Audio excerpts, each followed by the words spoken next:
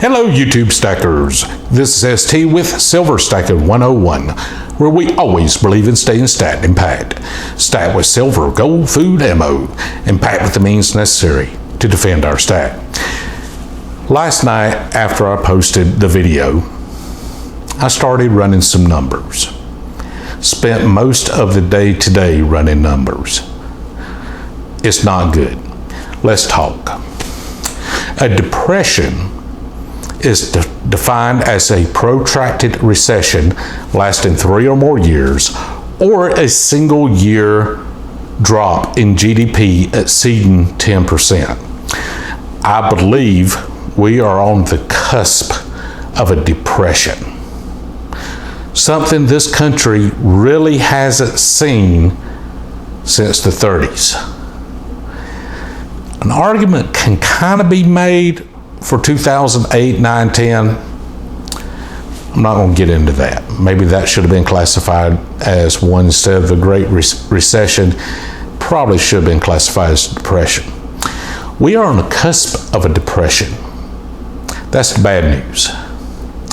The good news is there is a possibility of avoiding a depression if we make the correct choices now.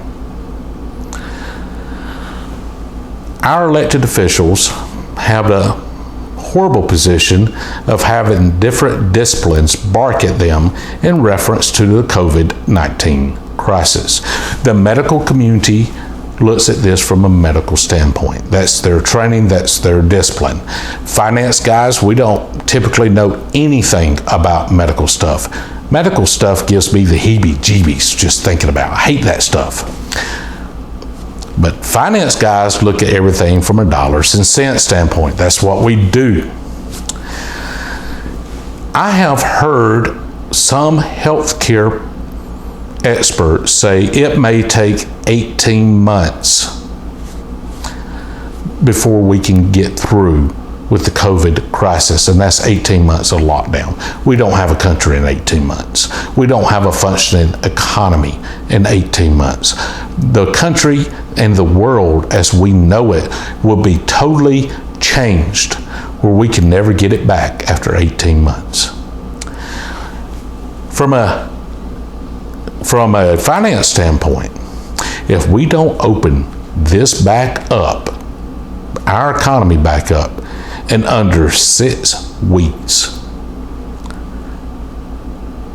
we will have a depression. We still may have a depression if we opened it up in 2 weeks. We will definitely have one in 6 weeks. An economic depression brings a whole new host of problems that erodes health, starvation, malnutrition, death. It causes a whole nother set of social issues. Combined with the COVID situation, I'm not sure our country could survive the combination. It's a terrible situation. We don't get to decide in life what happens to us. We do get to decide how we respond to it. There's no good choices. Do we keep it closed down to stop more people from getting sick and dying? Because that's a horrible, horrible thing. Or do we open it up knowing additional people will catch it and additional people will die, but we are going to avoid the effects of a depression? I think the choice is clear. We open up. And it's a bad decision to make.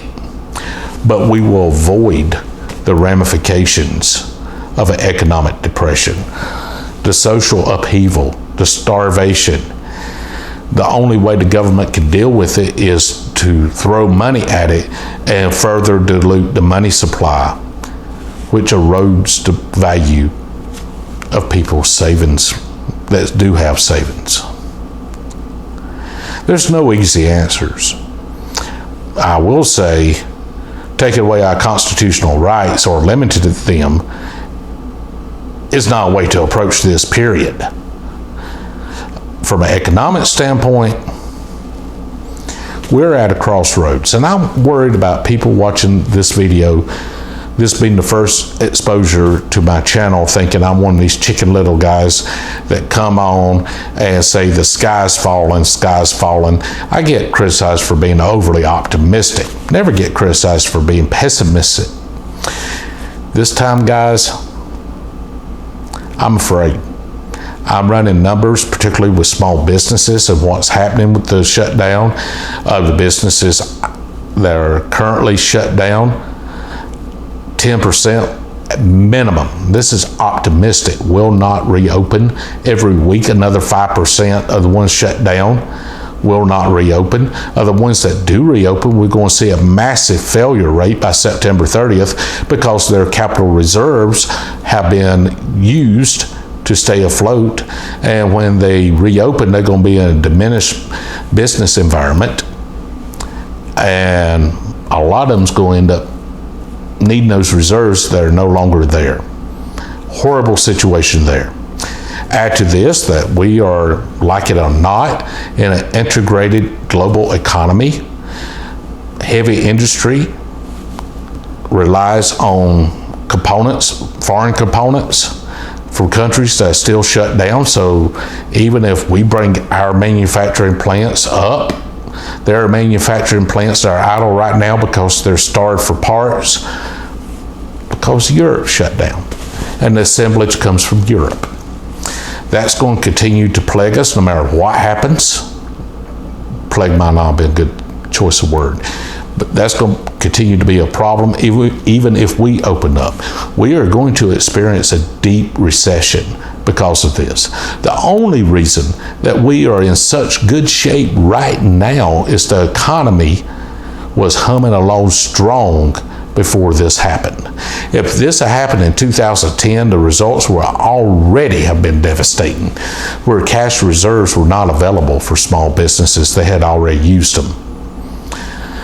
Now they're burning their cash reserves, burning through their lines of credit. Businesses were not made to be idled unless it's a seasonal business. Many expenses continue when a business is idled. So those capital reserves going away.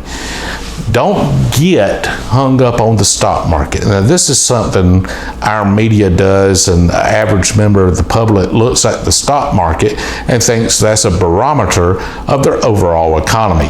It's not. In this particular case, the stock market has totally decoupled from economic reality.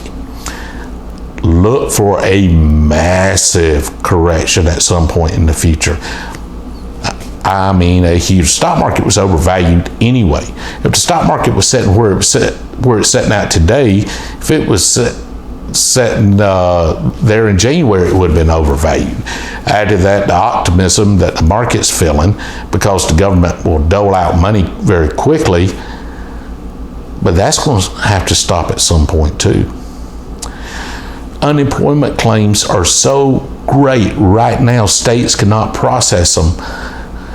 There has been people in my state that has gone 5 weeks since they've been laid off and still don't have a penny of unemployment started.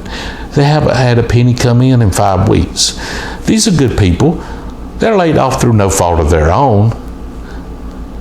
But there's just so many of them we can't process the claims. And it's going to get worse unless we make the decision to end it. I'm glad I don't have to make that decision, because if we make the decision to end it, everybody that dies of COVID, the elected officials that decided to end it, are going to be blamed for every single one. And that's not fair either, but that's the way life is. Let me know what you think. Do you agree or do you disagree? Let me know what you think and why you think it. Please give me a thumbs up, subscribe if you haven't. God bless you, and remember, stay stat and pat. We need it now.